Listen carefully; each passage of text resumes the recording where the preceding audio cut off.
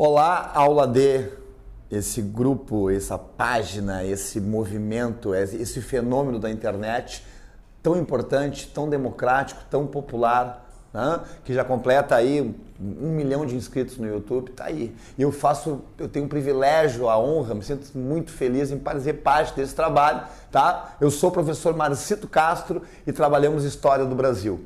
E hoje nós estamos vendo aqui, ó, primeiro reinado e continuando a crise do primeiro reinado. Hoje, né, daqui a pouco o Dom Pedro está indo embora para Portugal no dia 7 de abril. Ele não vai aguentar, ele não vai ficar. O que acontece? A gente já vem né, acompanhando aqui nos vídeos que, apesar, né, do dia 9 de janeiro, onde se faz uma manifestação e o Dom Pedro diz: se é para o bem de todos e felicidade geral da nação, estou pronto. Diga ao povo que stay.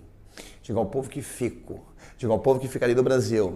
Vivas a Dom Pedro, uma elite brasileira que, para conservar a monarquia, para conservar a escravidão, para conservar seus interesses, pede para o Dom Pedro ficar mantendo a forma monárquica da nossa independência. Uma independência que tem um continuismo absurdo, perto dos outros países aqui próximos que viraram repúblicas. Não que virassem repúblicas estáveis, bonitinhas, mas repúblicas que tinham abolido a escravidão. Esse Dom Pedro português que entra aqui com apoio da elite, a gente viu nos vídeos passados, ao dissolver a Assembleia Constituinte, ao criar uma Constituição outorgada com poder moderador, ele passa a se afastar, né, dessa elite e ele passa a ser persona não grata dentro do Brasil. E o que vai acontecer a partir de agora? Uma sucessão de fatos que vão gerar a abdicação de Dom Pedro I do Brasil.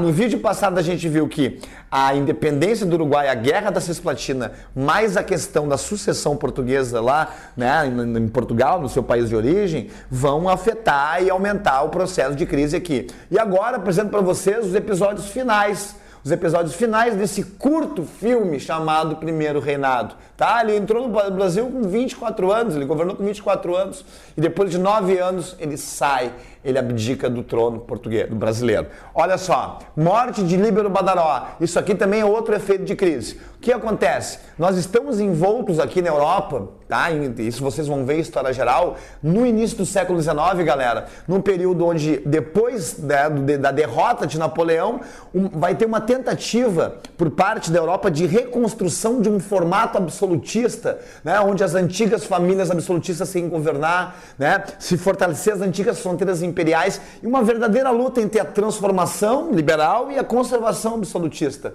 Em 1830, estoura na Europa, por exemplo, as jornadas gloriosas, as jornadas de julho, onde na França vão jogar fora o rei absolutista. As pessoas nas ruas de Paris farão barricadas com pedras, paus e acabarão com o absolutismo do rei Carlos X da França. E isso vai pipocar pela Europa revoluções liberais, independência de alguns países, tentativas de unificações e nacionalismos. Isso vai repercutir no Brasil. Nós temos pessoas dentro do Brasil, como o jornalista italiano Líbero Badaró, que escreve para o jornal O Observador Constitucional, pessoas que vão estar, de certa forma, seduzidas, embebidas com esse ideal liberal.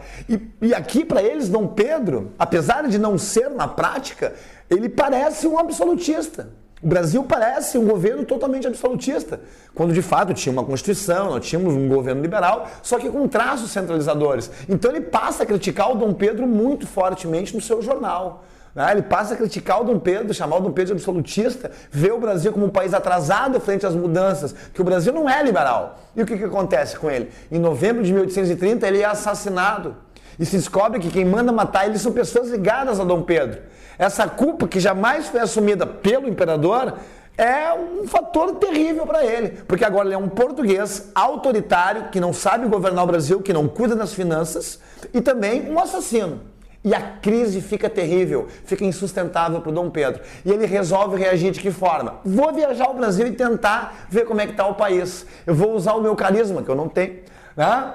Para tentar conversar com as pessoas em algumas províncias, para não usar força. Eu vou tentar visitar algumas regiões para, de alguma forma, lidar com essa crise que está no meu governo. E ele vai a Minas. Não devia ter ido. Quando ele chega em Minas, achando que está tudo legal, luto.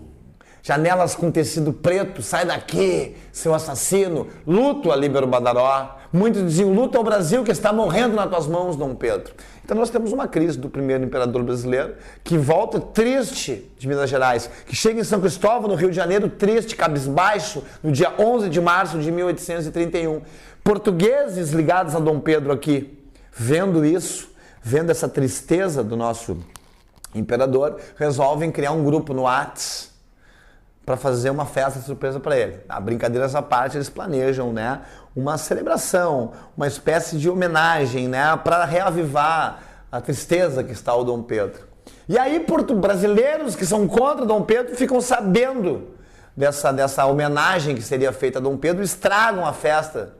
E aí, parece notícia de jornal do Diário Gaúcho, parece notícia do Datena, parece notícia do Jornal Sensacionalista, parece agora que eu sou a Sônia Abrão no TV Fama, contando pra vocês a noite das garrafadas. E isso aqui não é força de expressão. Aconteceu uma briga de garrafada de português com brasileiro por causa do Dom Pedro. Olha em que estado chegamos.